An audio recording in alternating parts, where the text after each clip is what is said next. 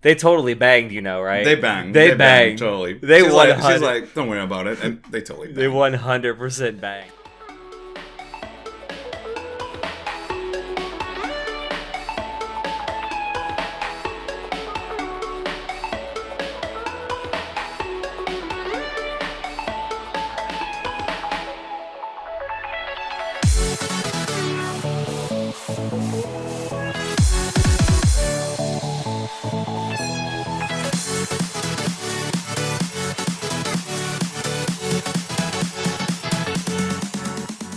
Hello everyone and welcome to Anime Club After Dark, the podcast that delves into all things anime, manga, and otaku culture related.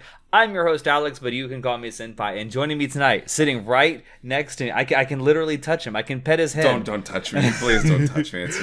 It's our poser extraordinaire, Nitai. Whoa, I stepped through a truck hit me and now I'm in Florida.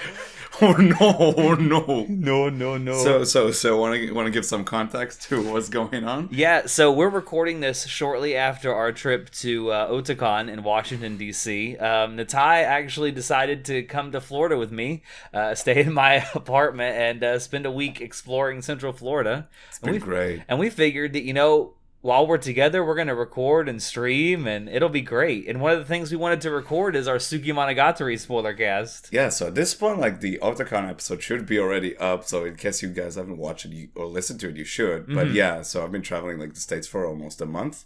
And yeah, now I get the pleasure of record in person with Alex again for the second time, honestly. So if you guys notice there might be some slight difference in the audio quality, it's because he and I are using the exact same mic. Oh no! In the same room to record, so we've had to put it in between us. I'm sure our audio editor John will do a fantastic job. Thanks, like John. Always. Hey, before we go any further, I want to thank you for this plum wine. Yeah, so he and I are sharing some plum wine. Cheers, my dude. Cheers! Let's go. So yeah, it's really good. You and I watched Tsukimonogatari last night. Yeah, it was rewatched. For both of us, I think it's our third time. This is your third time rewatching Monogatari? It's my third time rewatching Suki. How come? When did you rewatch it for? Why did you rewatch it for the first time? The first time I rewatched it was maybe about two. It was during the pandemic. I rewatched just Suki. On a whim. You rewatched it. I got recommended Orange Mint on YouTube, and it just made me go rewatch the entire. This OP. So we just gotta jump straight into it. This OP is it might be top 5 for me. It's really good, and it doesn't get enough love for a lot of Monogatari fans. I think. I love the trippy visuals. I love how it flows from one motion to the other. I love the multiple Ononoki dancing around. Yeah, it's great. I love It's so good. I just noticed while we were watching it, funny thing. So there was this one moment in the OP where it zooms in on Onoki's eye, and it's sort of split apart, and one part of it's sliding. Mm-hmm. Really reminds me of Platinum Disco. Yes, which it has that vibe, mm-hmm. that direction. So, but yeah. I think you agree too. Doesn't get anywhere near enough love. Nah, not enough. Shoutouts to Sorry Ayami, my girl. Yeah, for singing the lyrics. Yeah, So Ononoki is VA, of course. Yeah. You might know from shows like Yukino from Snafu, and now you're from Spy Family. Yes. So she's awesome. She's so awesome. It's God, it's so good. Can we also talk about the ED? So we go back to the classic Monogatari ED with the I don't know what you would call that art style. I still don't have a name for it. We oh god damn it, I'll pull it on me later. But the artist who does that art style is so good. I love that aesthetic. That's sort of almost toy-like sort of thing to it, right? Very almost childish. Yeah, it looks awesome. But yeah, it fits very well. And that song is called Border. It was written by Meg Rock, performed by our girls Claris. Let's go. Good stuff. It's still Studio Shaft. It's still my boy Akiyuki Shimbo, chief director. One thing that was different about this part is the music was not composed by Kosaki like most of the rest of the music in the Monogatari series was. In Tsukimonogatari, it was composed by Kei Haneoka, and you can tell. The music has a very different flow in Tsuki. It's very prominent. I kind of forgot about it, but it's very prominent. It's also very sad a lot of the time. It's funny, people who talk to each other, and in the background there's this violin just crying. It's how it's oh god. There's a specific piece, and I really wish I'd looked it up before we started. That part where Ononoki is talking about like her creation and how yes, and there's that very sad guitar riff in the background. I love it. It's so good. That Spanish guitar. It's so good. Also, shout outs to that. Like even in like they had it in the previous parts, but they're like the orchestral rendition of the OP. Yes, I love that rendition of Orange Man. The way it plays over the final scenes. It's so good, good. So awesome stuff. Great job by Haneoka there. Yeah. With the soundtrack for Tsukimonogatari. So there are a couple of different ways you can actually watch Tsukimonogatari. Originally, it was released as 4 separate OVAs, all released on December 31st, 2014. If you watch it on Crunchyroll, which is how you and I watched it, they have it edited into a roughly 1 hour and 38-minute long movie, basically. Yeah, it's sort of movie format, pretty much. Yeah. So those are the 2 different ways you can watch it, and I think that's pretty much all we got for the technical details. So you want to just jump straight into this? Before that, though, I do want to mention, because I don't know how was your viewing of Hana Monogatari, the previous arc we saw, but I know for me, I sort of took a break, like in the middle of it. But for Tsuki, I think it flows really well as a movie. Right? I think it does more so because I've seen Hana Monogatari edited together as a movie. Yeah, but I think that actually does better as individual episodes. Yeah. Whereas this, I definitely agree. It flows really well as a movie. Watch it edited together as a movie. It's better in my opinion that way. Yeah. All right. So when I originally watched it, I did watch it as the 4 separate OVAs. Really? Yes.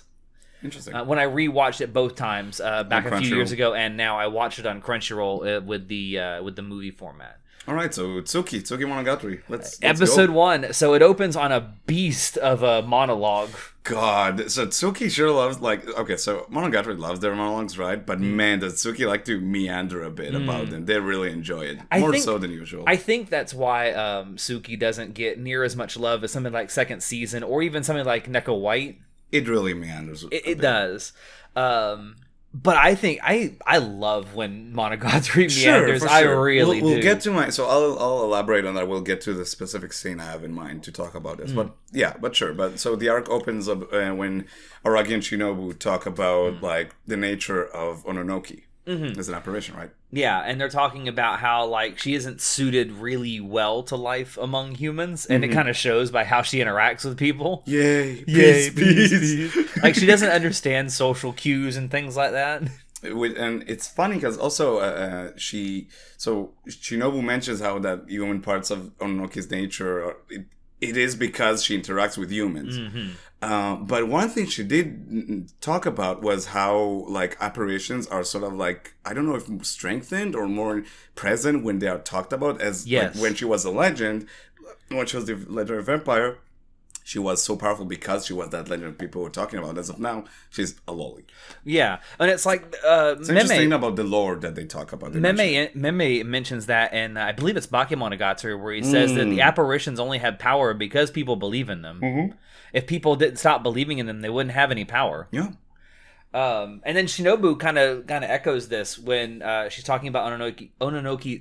Let me try that again. Ononoki's nature. I haven't had that much plum wine yet. Whoa, we're just getting started. And that she wants to become more. She wants to become more human, and she needs to interact with humans, or she never will. Yeah. And that whole musing, that sort of monologue about like the nature of apparition, it's like it just goes on and on for a bit at the beginning. But then Araki mentions how this is the beginning of the end. We officially entered the final season. I forgot in rewatching this, which is weird because I only rewatched it a second time a couple of years ago. How many fourth wall breaks are in Tsukimonogatari? Like 4 or 5. There's 4 really big ones, and then there's one really subtle one. Oh yeah. There's also a literal fourth wall break where the walls literally fall down around Aragi. Oh god, this fucking show. I just like how he just literally is talking to the audience. It's like, well, if you're here for the end, this is the it. Final season. We're entering the final section, which is funny because now we know there's like more seasons. Yeah, and now we know it's like you fucking liar, Nisio Isin. Damn it. Yeah, what a way to start this part, though. So dramatic. And then we get the OP, and it's awesome. And like, I'll never stop gushing about the OP. And then, so after the OP, we come back. It's the day before Valentine's Day, and I want to point out, I forgot about that too. I know what you got. It amazes me that all of the events of Tsukimonogatari take place in a 24-hour period. Oh yeah, even less than that. It starts with like like afternoon, almost like evening of Valentine's Day, and ends like the morning off. Yeah. Valentine's Day. Also, we get to see the Fire Sisters again. Fire Sisters. So what do you think of their new designs? Because I loved Tsuki's new design a lot. I did. I loved when they had the derpy one when she's just listening to when Koyomi talks and he does the platinum disco dance, and she's just sitting there with a cross eyes, just reading the magazine. But yeah, I love the new look for Tsuki. The long ass hair that just goes on and on. Yeah. Man. And then so again we go from one conversation that partial monologue that Araragi is having with himself and Shinobu to another one where he's just talking with Tsukihi about like the nature of letting go. Yeah. Because he talks with Tsukihi about how, you know, they're getting older and they're going to be in high school soon, and they're probably the Fire Sisters are going to break up as a duo. It's time to mature, yeah. Yeah. And like that's also something that I think Monogatari does from time to time, is like it talks about how difficult letting go of certain things are. Yeah. And Tsukihi is like realizes that I don't want to, but it's gonna happen. Yeah, it's like, so we've seen a lot of characters mature in this story, right? Like freaking like my favorite Hanekawa. We talk about many times like her arc, how she matures. Hitagi, which we'll get to her near the end of this episode, you can see she might be my favorite way of how they present a mature character mature. Not so much maturing, but definitely character development. Sure. I think she does mature though. Like we'll get to it, but yeah, when you see her journey is a bit more in the background of like the entire series, but I love how they do it. So we see all these kids slowly mature. Freaking like Kanbaru in Hana Monogatari. But which is done very literally with the cutting of the hair. Pretty much, yeah. But then Tsuki, I like how she's like annoyed that he mentions it, but she's like, yeah, it's gonna happen someday. Well, it's like no one wants to say goodbye to some parts of their lives. They want certain parts of their lives to go on forever. And especially it's like formative years like those. And no one wants to be reminded that they're about to end. Which is, I mean, and Araragi at the very beginning is reminding us that this is about to end. God damn it. This fucking show. Oh my goodness. And then the bath, which so Karen goes on a run because of course she goes and she's like okay, I need to put this on the table. I have issues with Tsuki. I forgot how the animation is just top notch. That cut of her like jumping out the window and going on a run looks incredible. Yeah, it does. And of course she's like, okay, prepare a bath for me. With a fucking cartoon sound effects when she runs off too. It's so good. So she's like running off and she's like, oh, prepare a bath for me because of course. So Araragi sees this as an opportunity. Yeah, of course. Well, it's his little sister and, you know, in the bath, it's an opportunity, of course. So he's like, oh, I'll go take a bath. And of course, like, Araragi's think alike. He meets Tsuki in the bath. Well, and she comes in without any clothes, well, barely any clothes on already. You were losing your shit when that happened. I don't mind outing you like that. I love this scene. What are you talking about? I love the cut of like, he's like, no, what are you doing here? And she's like, what are you doing here? And he's like, just taking a bath. And she throws one of the soaps she's holding at him. Looks great. Man, middle school girls. Shut the fuck up. Shut the fuck up, dude. Oh, but no, that bath scene is crazy because, again, this is what Monogatari does all the time. They take these crazy visuals and then have these really deep conversations around them. So is this like the third bath scene we've got of like two characters taking a shower? We had Shinobu and Araragi, which was awesome. We had Hitagi and Anaka, which was... Oh, God. That. And now we have Tsuki and Araragi. Yeah. I love how they like fight amongst themselves for space, and then she's like, oh, fuck it. Which is crazy because the bath area is huge. I know. Yeah. I fucking love that the art and the background art of the bath. It looks so good. That their bathroom looks like it's a fucking cathedral. Jesus Christ. I love how she's like, oh, we could like maybe use the bath itself. It's like, I'm not gonna bath with a middle schooler, and then or no, he was something along the lines of is like, why would I ever bath with a middle schooler again? It's like, oh no, never mind. Like a callback to Nisei. Outing himself. Fucking idiot, Araragi. But no, that conversation, Tsukihi brings up one of the central pillars of the Monogatari series. She talks about how Araragi is taking too much on his shoulders and he's trying to carry everyone else's burdens while not taking care of his own. And that is because she mentions that Sengoku Nadeko is actually out of the hospital. So we already have like a pinpoint where we added to timeline. We're after Hitagi end. Yeah. Right? Nadeko is out of the hospital. But before Hana Monogatari. Way before Hana Monogatari. It was like in the winter. Yeah. and what we get from that is like Aragi's like reaction to that is like very like guilty, but he doesn't show that, right? He's very neutral. It's like, oh, okay. It's like internally, the audience knows, but he's hiding it from Tsukiki. Yeah, but internally, like feels like shit for doing that because and that sort of comes through because she notices he does care about it, and she's like, bro, it's okay. You can't take all of that on yourself. You still need to like take care of yourself as well. Which again goes back to what Meme said in the very beginning. God damn it, Oshino. And that's not the first time that this is going to come up in Tsukimonogatari. They go to this like one theme a lot in this, but I forgot how much. Anyway, let's keep going. So he also talks, or at least monologues to himself about now that the whole thing with Nadeko is done, that shrine area where she was doesn't have a god. And all it's going to do is draw more and more apparitions to it over time. And it thinks back to how Meme used to like present herself as like a mediator, like something someone's trying to bring balance and bring balance to the force. But that also comes through because Tsuki sees that he's like under this pressure, and she's like, you're taking way too much on yourself. She's like reinforces that. I love that scene where it's like he's trying to sort of like break that tension, so he just throws water at her and then she splashes back, and that leads to the hook of this whole arc. Yeah, so Araragi looks into the mirror while this is going on, and he realizes he can't see himself. I love this so much. I love how they built to this moment so much because you see this episode like, okay, where is this going? And then that like revelation where it's like he can't see himself. He's probably getting like, we'll get to that soon, but he's like, oh shit, I can't see myself. And then that's the end of like the first episode.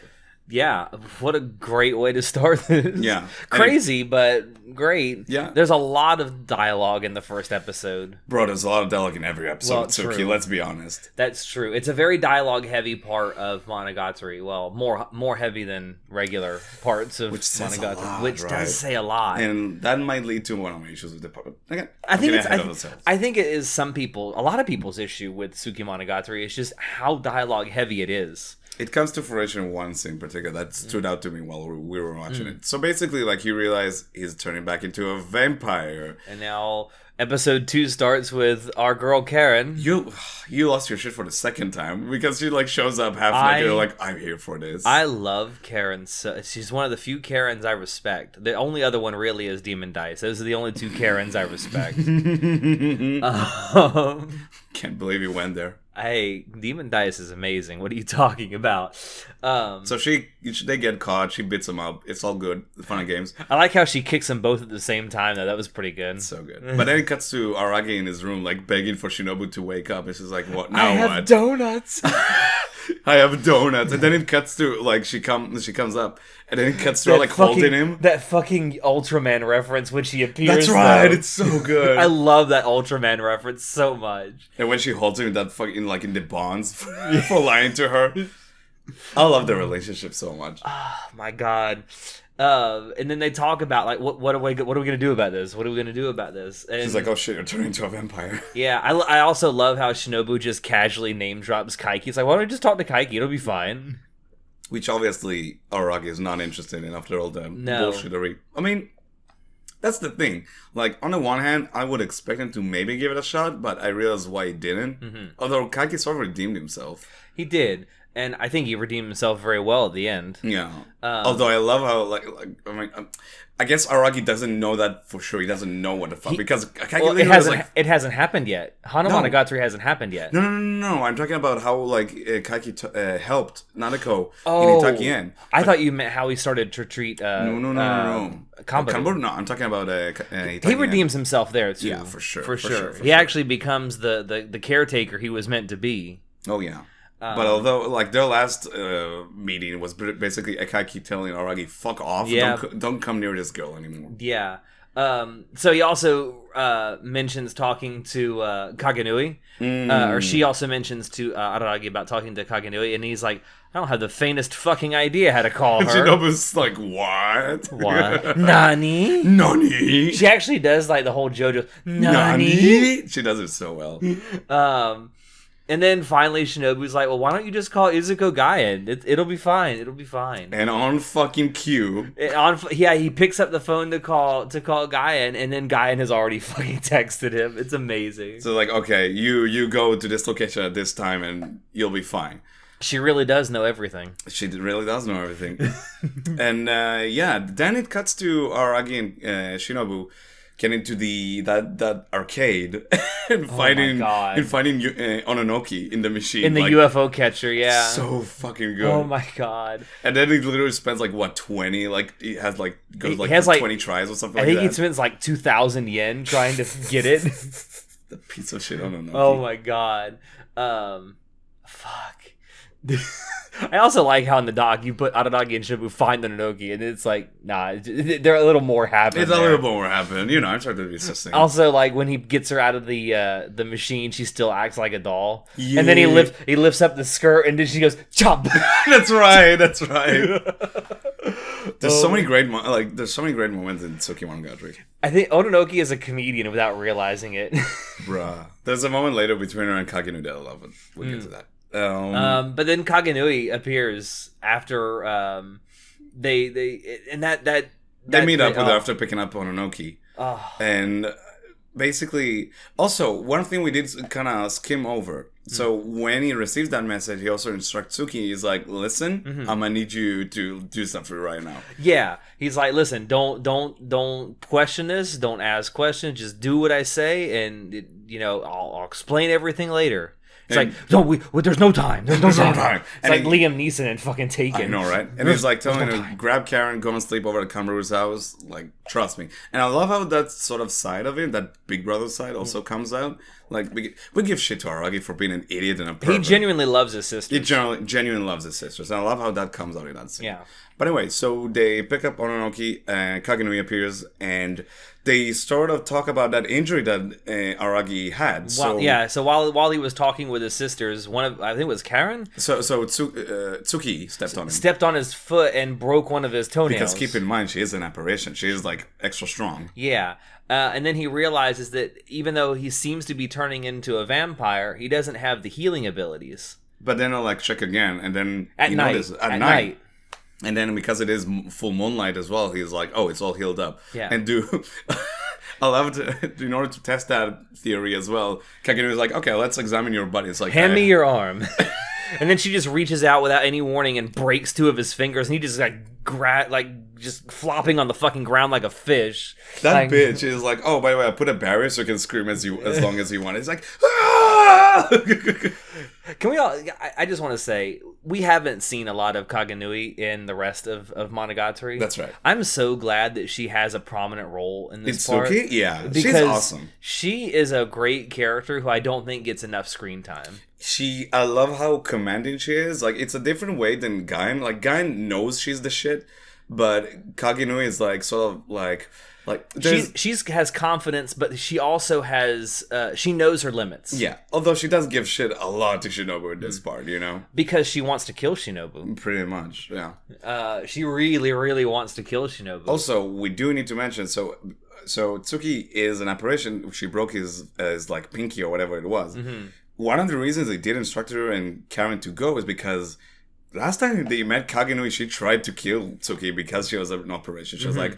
And very nearly did. And she nearly did. So it's like, go, stay safe, don't come near whatever's gonna happen. I'll catch up with you later. Yeah. I also love how Ononoki analyzes his injury.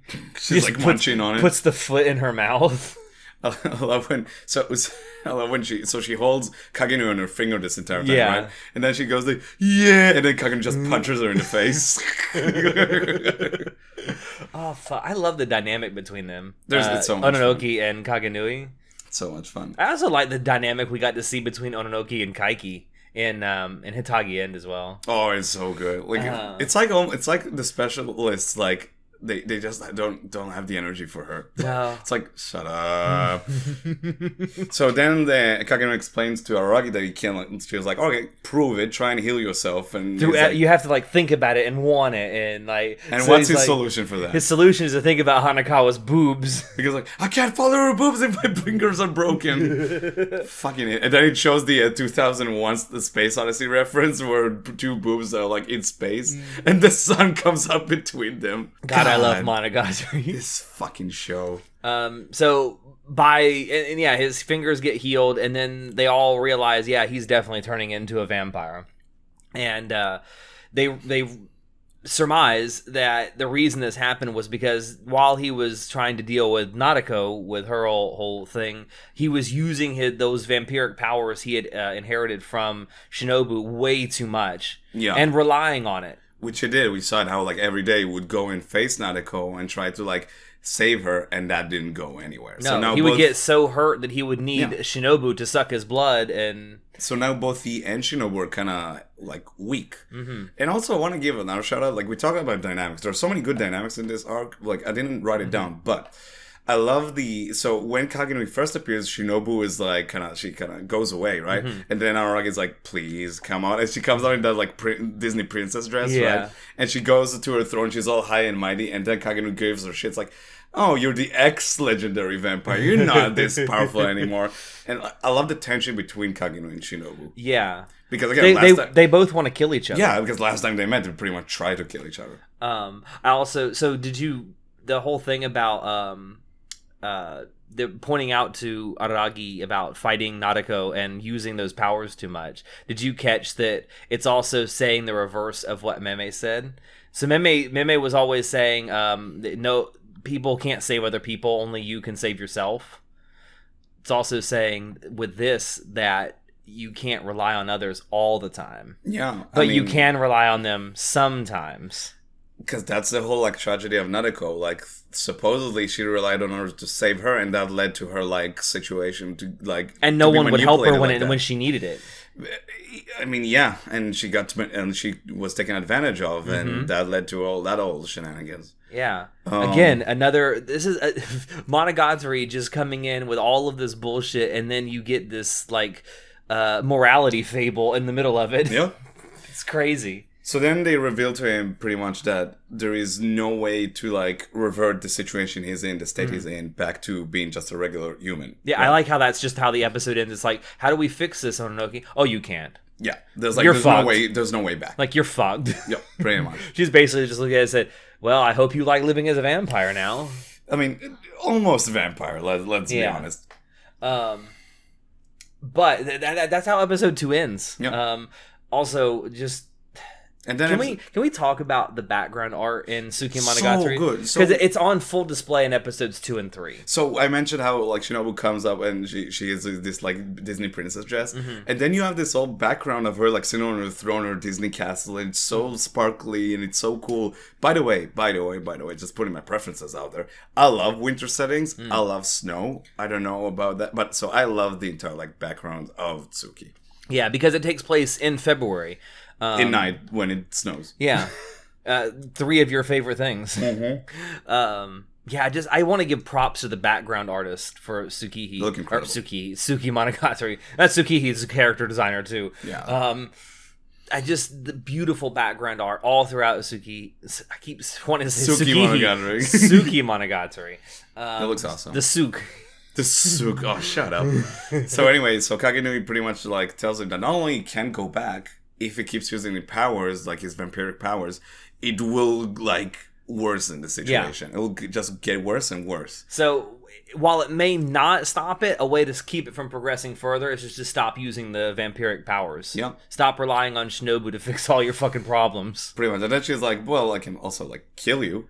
That would solve the problem. If you turn into a vampire. Yeah, and that would solve the problem. It's not the ideal solution, but it would solve the problem. And then that tension comes up again, where like Kagenu is like, I will kill you if you turn into a vampire. But then Shinobu is like, well, my restraints will be off. I'll go back to being like the legendary vampire and I'll just murder you. And we saw what will happen if she goes back. I mean, that was...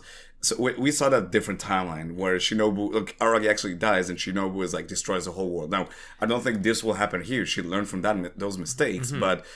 shit is not gonna be great if Shinobu is gonna be let loose. And while at this point we haven't seen it, in Tsukimonogatari we do get to see her at full power as well. And it's something, or man. mostly full power, I guess. Kizu's gonna be so good. I'm so excited to watch it. Yeah. And that you say that tension between Shinobu and Kagenui, it's on full force here. Like the dialogue between them, it's genuinely like watching two people who hate each other and are forced to work together, are acting. And like Araki literally is like begging them to like, okay. They're like, listen, this bickering is getting us nowhere. We need to get through this. You guys need to like kiss and make up so we can get through this shit. I don't know if they kiss, but sure. I'd like to see that. Shut the. Oh my god. And now he promises that he won't use his powers, but we know Araki. He says that out loud, but internally he's like, "Can I? I'm not sure." Like, what if something happens to Itagi? What if something happens to Anikawa? Not once does he think about what if something happens to me. Yeah, he never thinks about what will happen to himself. He's, as usual, ready to throw himself like under whatever situation there is. Again, going back to the central premise of Monogatari, he's thinking about saving everyone else except himself. But himself. Yeah. God, I love Monogatari so much. There's so much fun, like, fucking gushing over this while watching. It's like, oh shit, there it goes, there it is. And also, like, we've seen how while Araragi, like, publicly displays a lot of confidence, he has a lot of self-doubt. And the longer Monogatari goes on, the more self-doubt you see him have. I mean, a lot of shit went down in the past few months, right? With fucking, like, Nadako losing her mind and Hachikuji just dying. He's also at the end of his high school career. Yeah. And I think that's actually relatable for a lot of people at the end of high school. There's a lot of self-doubt going into college or the workforce. Yeah. What do you're allegedly an adult now and you're supposed to have all the answers, but a lot of people don't. I'm going to need a wine for this next sip. Yeah. I think that's something you can relate to right now. God, this fucking show. I know, right? So he promises that allegedly, and then Kagenui is like gets a call from Gain of all people. Yeah, and because she knows what's happening. She knows everything, and then she instructs Aragi and Ononoki to go to Kanbaru's house because something's not right. So they head there. Now, there they see this fucking origami bird. They don't find Kanbaru or his sisters. Yeah. But they find the origami. I like how there's only one futon laid out too. It's Kanbaru. You know she wants to sleep with both of them. Of course she does. God damn it. And he even remarks on it, oh fuck, they just laid Karen to be with Kanbaru? Shit. She was going to fondle them. That's why there was only one futon laid out. Oh boy. But yeah, they find like this I don't know what you call it, a paper crane, but they unfold origami, it and it's like basically 1,000,000 paper cranes that just come out. It looks so cool. It also is in the colors of the gay pride flag, I'd like to point out. Shaft's coming through with their gay fucking shit. Nisio Isin is based. I mean, I've seen that shower scene in second season. He's pretty based. I mean, I've seen it too. I liked it. Yeah. I'm not gonna lie. I did. And so Ononoki explains that it's a bird, so the kidnapper is actually just after Tsukihi. The apparition. So yeah, we're going back. So so this is the first time in a long time they bring up Tsukihi's like identity as an apparition. That will play a part in a later arc in the series. Stay tuned. So then Kagenui tells Aragi, it's like, oh, this is Tadatsuru. Now, Tadatsuru is a specialist. We've been seeing a lot of them. Kind of in the same vein as Meme. Kind of. He's not someone who is going out there like Izuko cataloging apparitions so much as trying to bring balance, but not by killing them. I mean, he is killing them, but he's at the same time trying to find a balance. Unlike Kagenui with like murder. Because Meme was always the one that was trying to find the most peaceful solution, the most like amenable solution for all parties involved. But Tadatsuru is a more violent person. He was willing to fight. He's more willing than Meme to engage in violence to get the result he needs. Which is cool. Now that I think about it, I like how each special represents a different like like placed in the spectrum of like what how willing they're engaged in violence. Like if you're Izuko is not willing to engage in violence at all. At all. All she wants to do is catalog and learn more about apparitions. But she's much more of a control freak as well. I mean, she fucking is the head of like the specialists. Then you have Kagenui, who doesn't give a fuck. She'll kill an apparition on sight. Yeah, she almost did. You have Meme, who is also he's a pacifist, but he will if he absolutely has to. Yeah, and then you have Kaiki, who is like, he doesn't even believe in apparitions, but he sees that as like an opportunity. Yeah, right. He uses his knowledge in that to just like gain more and more, like whether it's money or whatever he wants to gain. And then you have Tadatsuru, who is kind of in between Meme and Kagenui, I would say. Yeah, definitely. And first of all, he's voiced by fucking Dio. Yes! This was before. Was this before JoJo's? 2014 now. What? Oh, JoJo's was 2012. Wow, is it that? It's 10 years, bro. Holy Didn't you see the celebration? They did this poster of all the JoJo's. 10 years of JoJo. We're getting fucking old. Don't get me started, bro. Don't get me started. This man will bring this up your fucking age all the time. But yeah, it's fucking Dio, man. He's so good. We still haven't met him, but it's kind of funny how he's in this entire arc for 10 minutes. Less than 10 minutes. Max 10 minutes. And he leaves an impression. He's weird. We'll get to it. But anyway. But yeah. So apparently he and... So basically he was a part of the creation of Mononoke? Yeah, so they bring this up. So it's been mentioned before that Kagenui, Gaien, Kaiki... Oshino, and now Tadatsuru, they all knew each other, but before it was never mentioned like exactly how they knew each other, and this is the first time we get an explicit explanation. Is like they were in college together, they were part of an occult club, and Gaien was the senpai, she was the club, she was like Ghostbusters club. Yeah, she was the the club president, I guess you would say. And the whole reason that Ononoke was created is that it was Gaien's idea. It was Izuko. Was it Izuko's idea? It was Gaien's initiative. Or was it Kagenui? No, Kambaru's mother. Oh, that's right. Toei's led idea that as well, right? It was Toei's idea to create Ononoke, and they kind of went by her lead. Yeah. And they created Ononoke as like this living doll out of the corpse of a real human being. That was like their big experiment to try and create this like doll out of and it was a very and successful experiment. We have the results. So much so that there was a infighting to find out who is actually the quote-unquote owner of this living doll. Either Tadatsuru or Kagenui. That's sort of like where it went. They both wanted to claim ownership. Yeah. Now, Ononoke will go into it later, but basically, like, she went with Kagenui. We'll touch on that a bit later. Now, the rest of this episode is basically Kagenui preparing Araki to like... And talking about Tadatsuru and sort of laying the groundwork. Now, I wanted to like take this minute to like... This is the crux of my issue with Tsukio, right? Mm-hmm. So the rest of this episode is very dialogue heavy, if it hasn't already been. Mm-hmm. There's not a whole lot of jokes. There's not a whole lot of like... It's mainly just like her explaining the situation to him. Mm-hmm. Now... there's only so much you can do in a visual medium of showing two people talk. Even though Monogatari has been like excellent at that, but it gets to the point where like, all right, we need to show you something else. So you get this honestly amazing sequence of Ononoke and Shinobu having this like snowball fight. And it's very well animated. It's so well. I mean, it started with them building like the snowman and Shinobu like taking the boss that Ononoke is creating as like making her own snowman. It's awesome. Then leads to like this whole fight. Looks amazing, but holy fucking shit! I'm watching it. It looks incredible, and I'm like trying to keep up with the fucking information we're given. It's not elegant. It's a huge info dump too. It's a huge info. It's not elegant as Monogatari can be. That's like the crux of my issue. And I have that issue too, because especially during that snowball fight, it's really hard to pay attention to what's being said. It's hard to keep track of it. Especially considering that there's sound effects going on for the snowball fight. It's really hard to keep track of everything that's going on. Yeah, I get it. And it's my issue with Suki too. And it looks amazing. It sounds amazing. I love it. But man, is it... It must hurt for you how beautifully animated it is. And with the snow in the wintertime, it looks so beautiful. And I'm like...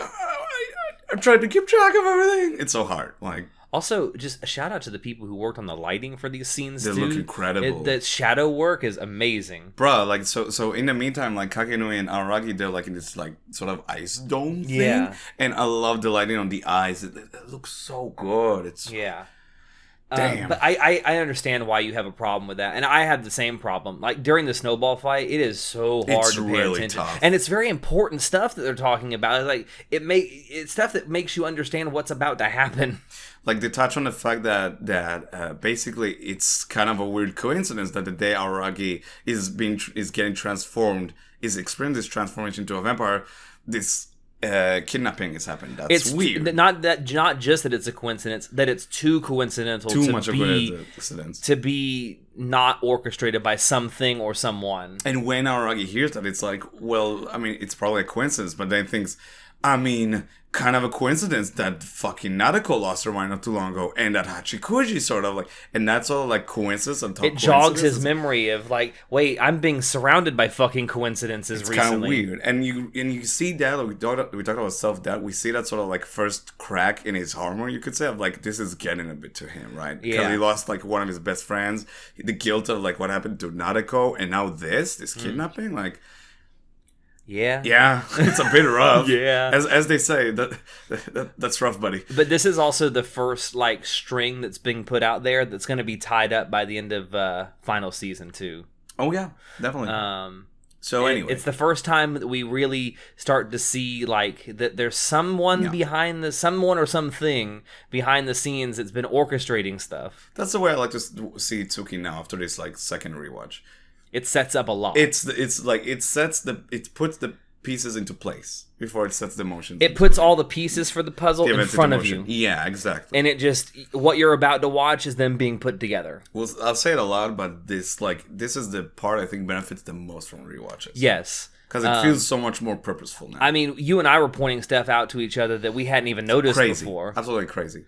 Now, Kagenui talks about how Tadatsuru, it doesn't necessarily has convictions, but like he's just very curious about apparitions. It's pretty much his motive, like as she sees it, like what kind of person he is. And he actually finds them like beautiful as like a work of art. Yeah. Because he himself is an artist. Mm-hmm. We see that with the origami, like also this fucking speed origami, the way that's animated, holy shit, so good. I've seen people do that in real life. I don't know how they fucking do it. And she also mentioned how, like, so we talked about how he was part of the Ghostbusters club, basically, but now he operates outside of, like, Gain's influence. He's, like, his own, like an independent contractor, almost. Basically, yeah. Yeah. It's, and then they see, like, so there's this, like, big-ass group, like, so in Kanburu's house, they see all these cranes, right? Mm-hmm. And in one of them, they see the location of the shrine where Nadeko used to be as a goddess. And so that's how they get their first clue. It's like, that's where we need to go. And onto the final episode, he was right. Yep. Now that Nadeko's gone and the god doesn't have a shrine, apparitions are coming. Yep. Tadatsuru is like taking that place, basically. Mm-hmm. It's interesting. And that's pretty much how the third episode ends, and we get to the fourth and final part of Suki, and the bitch is back. So Araragi and Onoki take off. Like they said, they're splitting from Kagenui. She'll make her own way. They're taking off with an unlimited rule book. And on the way, they land really close to the shrine, but kind of far away. And they see Ogi Yoshino, freaking crazy hand Ogi Yoshino. Spooky Oogie. With the sleeves. I fucking love the sleeves, dude. It's such a good touch. Remember back in the early days of the podcast where Riker's like, you want some sleeve dickings? Oh my god. Bro. No, we don't do that here. We don't do that here. We don't do that here. That conversation sets up a lot for what's to come. So basically, like, I love how he's like, at first it's like, what are you doing here at like 1 a.m. in the morning all by yourself? Don't you have a house? He's like, what are you doing here? What are you doing here? And she's like, don't you have a house to go to? He's like, oh, I have a house? All right, I do have a house. Right. It's like, I can give you a lift. It's like, no, I'm good. I'm just chilling, just putting things into motion. It's like, okay. And she does manage to fish, shall we say, some information out of Araragi. Because she talks about I love how she's like, what was that thing my uncle Oshino used to say? Oshino man, what was that thing? And it's like, oh, Aragi's like, oh, you know, come on, you know this. You know this. What was it? And then Aragi literally says, you can only save yourselves. You can't let others save you. And she's like, oh, thanks for that. And Ikon's like, why did I say that? This isn't the first time where he will comment on, he feels very, I don't say not comfortable, but very like easy to, like, it's very easy to be open with Ogi, even though not comfortable, but open, right? Mm-hmm. It's interesting, that dynamic. More open than he would be with a stranger. Yeah, that's like shit he won't say just to anyone. Yeah. But then, as like he's walking away, Ogi says, like, you seem really calm for someone who just got her, sister's kidnapped. Even though we know, like, Aragi can get like very like worked up and very frustrated and angered, and it's like, it maybe is this a sign of his maturing? We don't know. Well, he doesn't even respond to her. He walks away. Yeah, pretty much. And it's like, okay, and then fucking Ononoki, while they go up the mountain, it's like, all right, that final boss was something. It's like, what? Another fourth wall break. I love it when they do that. Which is preceded almost immediately afterwards by the most subtle, well, I wouldn't say subtle, the most like obvious fourth wall break where the walls fall down around Koyomi as they're walking through the forest. And he looks almost directly into the camera. Also, I love the sequence of her like doing all the like the Sailor Moon pose that she does. Like something about it, like I should have written it down, but like she talks about like something about how her figure will look or something like that. Oh no! So that's as they're going up and they're having this conversation. Koyomi, just out of his fucking perverted curiosity, lifts up her skirt because he's walking behind her and he's like, "Wow, your panties are like this. How are they ever gonna make your figure?" And then she's like, believe it or not, it's like I do feel a bit shame for like kind of like I don't like that you did that, even though you can't tell because Ononoki has that posed look, right? But it kind of touches on what they talk about in the beginning, the monologue between Shinobu and Araki, that she does have feelings, she's human, can't necessarily portray it as a human might. So it's like she does have feelings, she doesn't like getting that skirt pulled up, but. You know. I've heard a couple of people in the past say that Ononoki is kind of a good representation of autism. You think so? I've heard people say, I don't know if I think that, but I've heard people say it. Because some people who are autistic do have, like, they have feelings, they have emotions, they have a hard time but they have a very difficult time that. displaying them and portraying them. Yeah. I don't know if I see that. That's a take. That's an interpretation. I'm not gonna discount it. I'm not saying that I necessarily feel that way, but I have heard people who talk about Monogatari say that about Ononoki. And I was wondering how you. Nice, very nice. I was holding it for a bit. But I was just wondering how you felt about that interpretation. I don't see it. If some people see that, then more power to them. I don't see it though. Like. But yeah, the fact that she has those feelings and just can't show them very well, and even when Araragi first lifts up the skirt, she very sarcastically looks directly at the audience and goes, "Wow." Yeah, basically. Yeah. Like, I knew that was coming. This fucking asshole. That's another fourth wall break in Suki when she just directly addresses the audience with the sarcastic, "Wow." So then they talk about their plan, what to do, and he talks about how he's hoping to sneak past Tadatsuru when they arrived in the shrine, grab the hostages, and just go. But Ononoki is like, well, I think it's best if you try and like convince him, like when you try to like every other situation, like maybe try and talk to him, and maybe that could be like him as a decoy, and that'll give her the opportunity to try sneak and grab, in behind, and grab the hostages. Yeah. And then she, as we talked about it before, but she goes further to explain that how she was created. And again, as we mentioned in the college days, the Ghostbusters pretty much like created her from a corpse. And then you had that whole thing of the rift between Tadatsuru and Kagenui because who was going to be the owner of Ononoki. Oh, I also want to bring this up. So something that Ononoki mentions is like the curse of immortality. That's right. How she says that she sees so many people want immortality, like humans want immortality, and she has it, and she's miserable because of it. Yeah, she hates it because she's never going to age. She's never going to get any more of like a woman, an adult. She's stuck like that. She's stuck looking like this. She's stuck having no emotions, or well, having emotions but not being able to portray them. It's almost like she doesn't see herself as an actual like being, and more like just like she is a monster. She even refers to herself as a monster. And even if she tries to kill herself, she can't. Yeah. She can never end the pain. She's kind of a miserable being. It's kind of, well, the more you learn about her, especially in this, she's a very sad, like a very tragic character. No, they don't go into it, but she does say she went with Kagenui, as we see, but she never mentions why exactly. Which I find interesting. I feel like maybe she felt like Kagenui would, even though kind of better care of her. Maybe, but even though she was still, I guess, thinking of Ononoki as property by taking ownership, that Kagenui would still take better care of her in the long run. I guess maybe, yeah. But yeah, like the way she talks about it, how it's actually immortality is not the like gift that humans think it is. Yeah, basically. It's really sad. And that leads to how, like, so she sees herself like that. So it's almost like she doesn't, like, give herself as really much value. And that leads to her saying to Aragi, you could hand me over to Tadatsuru.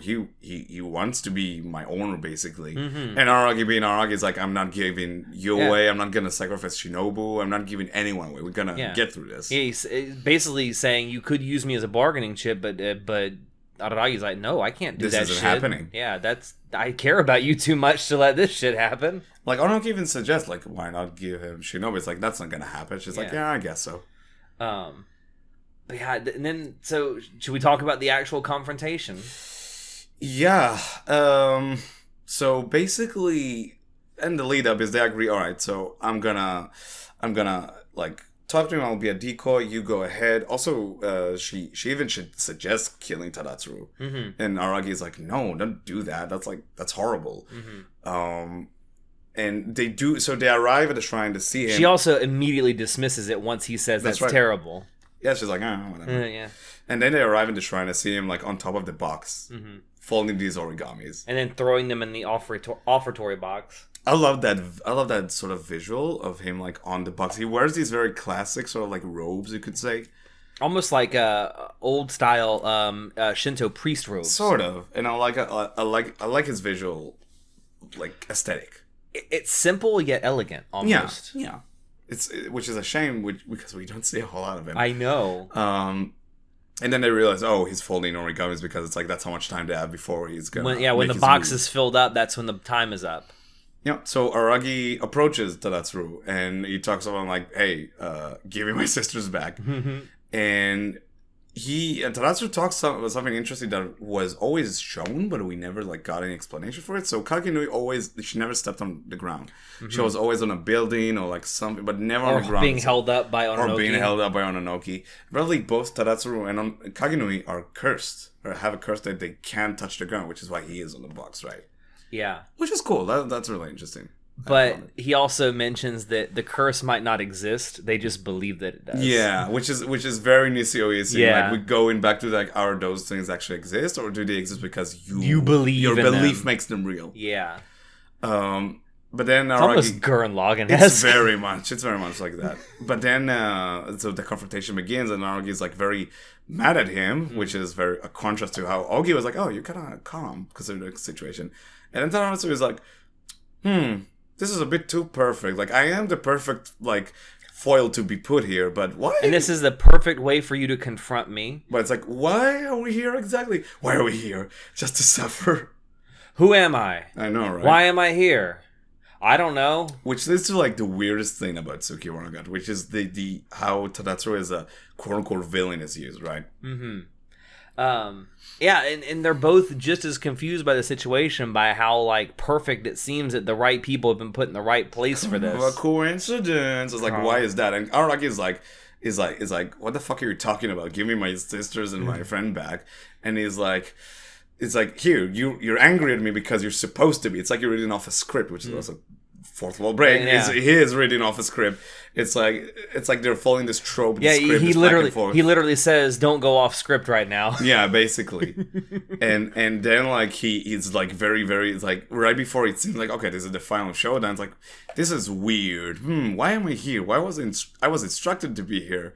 And all the time this is happening, we cut in between to see Ononoki just getting closer and closer to Tadatsuru. Like she's going through the back end of the shrine and just getting closer and closer.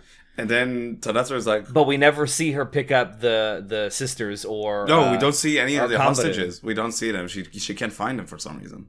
And then we see Tadatsuru like, all right, time's up. And he stands up. And he puts the last piece of origami in the box. And then he's like telling Koyomi, you need to find Meme. It's like, I don't know where he is. It's like, I don't know either, but you need to find him. And then all of a sudden, he starts talking to... He starts talking, but it's very clearly not Araragi that he's talking to. And he knows that Ononoki is behind him. And he almost has resigned himself to the fact that he knows what's about to happen. And he says, not so many words, he says, if you're going to do it, just do it. It's like very, very... It's like almost it's like talking to an old friend, you know? It's like... Yeah, and he knows what's coming, and he says, "If you're gonna do it, now's the time, because I'm not gonna make it easy if you don't do it now." And she does. She kills the fuck out of him. And Ononoki just opens the door and fucking murders him right in front of Araragi. And Araragi is like, "What the fuck? That's not what we agreed upon." And she even says, "I'm a monster." That's why I decided to do this. I am a monster. I have a theory. All right. I think she had already made up her mind that she was going to kill him. Definitely. The second and the reason she didn't put up a fight when he said that that's a crazy idea to kill him is like because she knows. She went there with a mission to kill him. And he, like a Chad, he accepts his destiny like a fucking man. Yeah. When he turns his back to her and says, "If you're going to do it, do it." And then she's like telling him, "I am a monster. Don't turn into this. Don't be like this." And then, so Tadatsuru is dead. They find the hostages in the box. In the bottom of the offertory box, yeah. That shot of them with all the origami is so good. Yeah.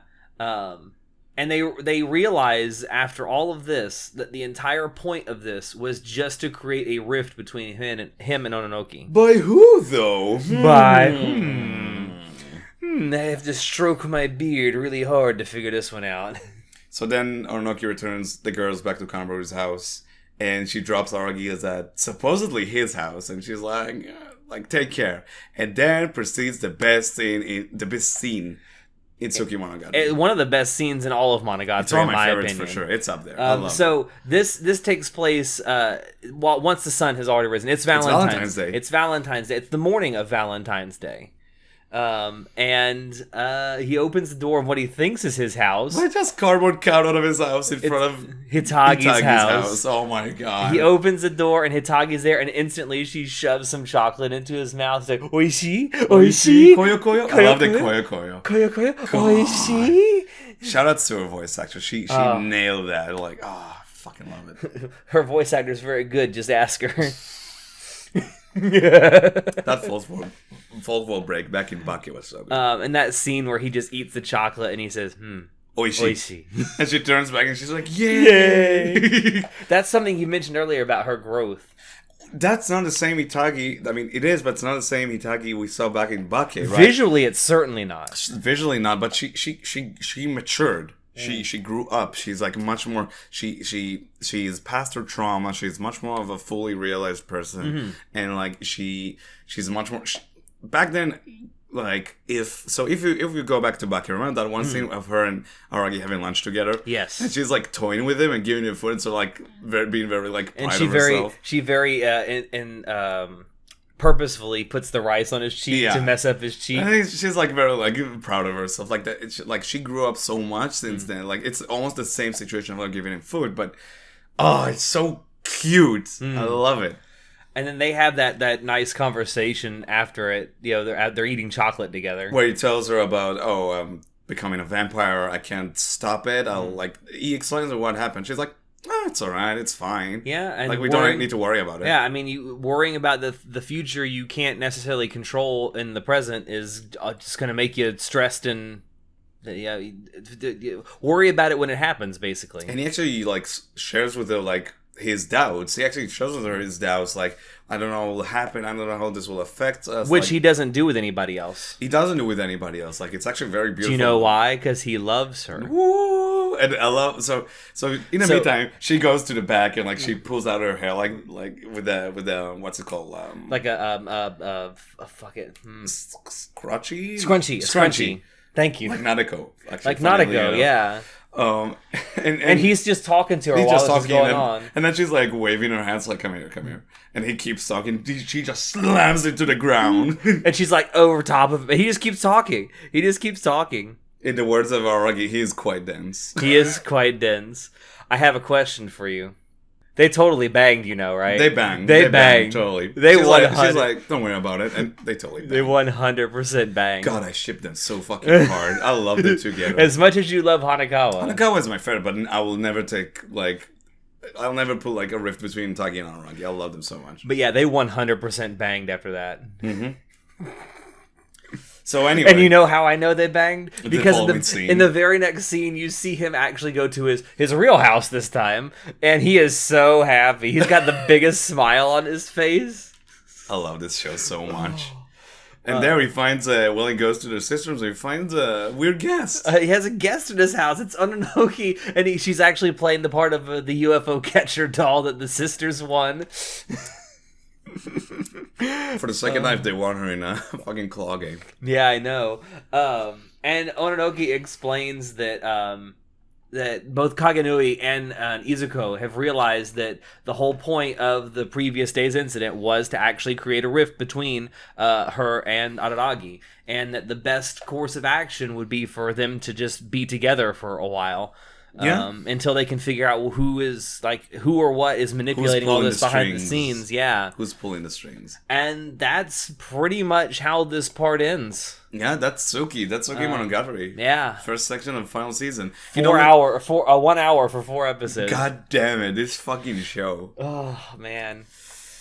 It's good. Listen, I have my issues with it too. But I definitely appreciate Tsuki much more on like the second rewatch, like third time viewing. I definitely like get it. You know, it works so much better on a rewatch than it does than on like the first time viewing, even second time viewing, because it's like it feels like kind of it just happens, right? And especially with like the subversion of like Tadatsuri is a villain, only he's like, I'm not gonna play your part of being a villain, right? He knows he has to play the part, but he doesn't want to. That's like a very Nishio Isin sort of writing. Like we got it with Kaiki, but this is like very different to that. This is like with Kaiki, we had a showdown, very much an emotional showdown, especially for Senjo Gahara. But here it's like, this doesn't make any sense. Why am I here? Like you realize like there is like that non-confrontation is the climax, right? Yeah.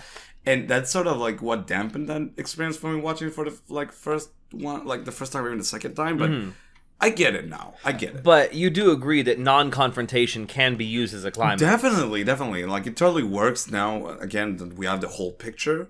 I think so. Tsukimonogatari not only I think becomes better with a rewatch. I think it becomes better when you know what comes after. Definitely. Because it sets up so much. There's so many like threads. There's so many threads that get thrown out there through the needle, and it's like Ogi.